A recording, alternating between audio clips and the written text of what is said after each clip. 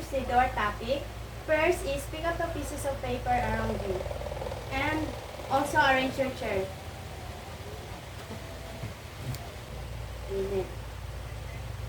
Now I will check your attendance. You may now sit down. Say present if you are here. Miss Penuliar. Present, ma'am. Miss Lamberte. Present, ma'am. Miss Bizamra. Present, ma'am. So before we proceed to our topic, first is let us have a small recap. So, can anyone here can tell me what our previous discussion last meeting? Yes, Miss Lamberte. So our previous discussion is all about the different types of CBLM. Thank you. Another? Miss Penuliar.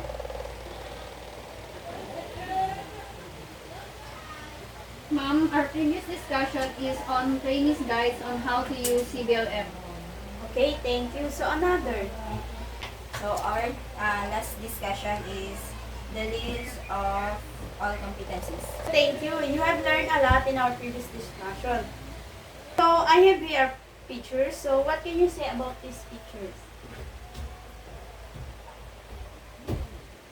Anyone?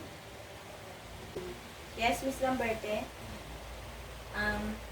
Based on what I have observed in that picture, it shows that a sheet where you can gather all your performance data. Thank you, Miss Lamberte. So how about this one?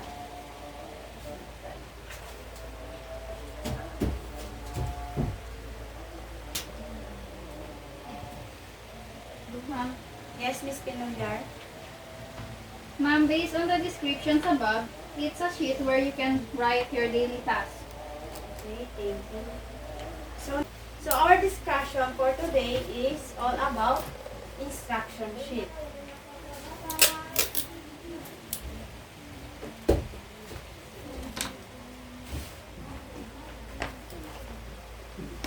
So from your own word, what is instruction sheet?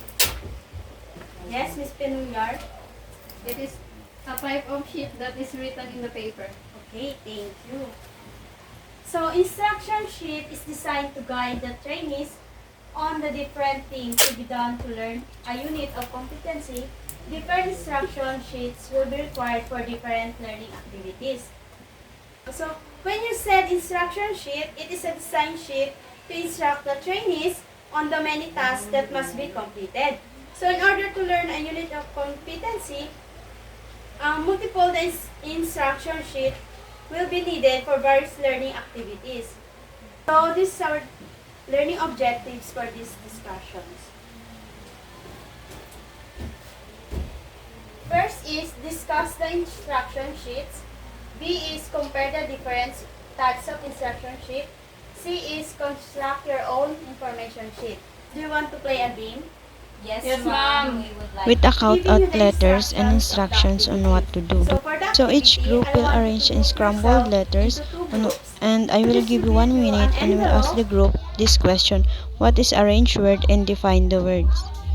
Okay class, are you done? Thank you.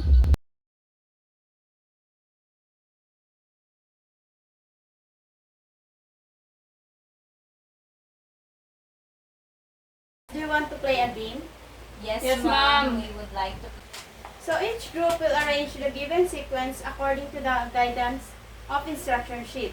So you are allowing to use your mobile data or internet connection in searching for the correct sequence of guidance instruction sheet in developing instruction sheet. So class, how do you find the activity? We find the activity very interesting, ma'am. Did you enjoy working with your group? Yes, ma'am, we enjoy working on our group mates. Okay. So did you understand the presentation? Yes, ma'am. Do you have any questions? None so far, ma'am. I will check your activity. Ma'am, So this is the guidance in developing the instruction sheet. First is use language that is straightforward and easily understood by the trainees, for whom the materials is intended. Define new terms and do not use words or phrases that are unusual or ambiguous. So here, you will only use a language that is easy to understand by your trainees, so don't use unusual words or phrases. Second is, Supplement the words with illustration, pictures, and diagrams for greater clarification. The second is, you will only giving instructions, so you will supplement words with illustrations, pictures, diagrams for the better understanding of your trainees or greater clarification, because that you are giving some examples is the more that your student will learn a lot. So third is, give specific directions that are clear and concise. Carefully think through the sequence of directions. Here, give precise instructions that are short and to the point. So think through the sequence of directions. Fourth is, limit each instruction sheet to 1 to 10 sheets of paper if possible, but avoid overcrowding the page. Fourth is, limit each instruction sheet to 1 to 10 sheets of paper if possible, but avoid overcrowding the page. So here, keep the number of sheets per instruction. So sheet to 1 to 10, but avoid stuffing the page. Fifth is, develop a uniform format for all instruction sheets so trainees can easily find the desired information space, the various divisions of the sheet such as title, purpose, illustrations, text, to provide an easily to read and attach document. In here, you will put space between each item in points or paragraph and separate them into numbers, characters, or bullets. Second is, use underlying to emphasize or distinguish between headings or subheadings and content. So in here, you will create a standard format instruction sheet so that students may quickly access, that is simple to read and appealing. Divide the space into sections such as titles, purpose, illustrations, and text. Next is, be consistent in the use of terminology to avoid confusion, which means that you are using underline to highlight or separate the heading or subheading and the text. Next is, be consistent in the use of terminology to avoid confusion, which means that keep your terminology consistent to prevent misunderstanding. Lastly, include only relevant information. Avoid filling the sheet with irrelevant or unnecessary information, no matter how fascinating it may seem. So here you will include only relevant information. No matter how exciting the materials might seem, try to refrain from cluttering the document with useless or irrelevant details. So that's all for the guidance in developing the instruction sheet. So now, I want you to construct your own information sheet. So class, we have now a quiz. All I want you to do is to write it on the first slice of paper. And I will give you 5 minutes to answer. So direction is, answer the following questions.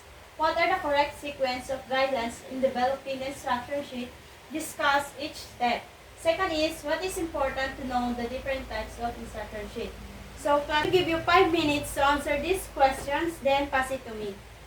Okay, class? Yes, ma'am. Are you done? Yes, ma'am. Okay, thank you. Our assignment is, I want you to research on the different parts of information sheet. Then you will pass it next meeting. So that's all, class. Goodbye, class, and see you next meeting. Bye, class. Goodbye, ma'am. I hope you learned a lot in our class discussion. So see you next meeting.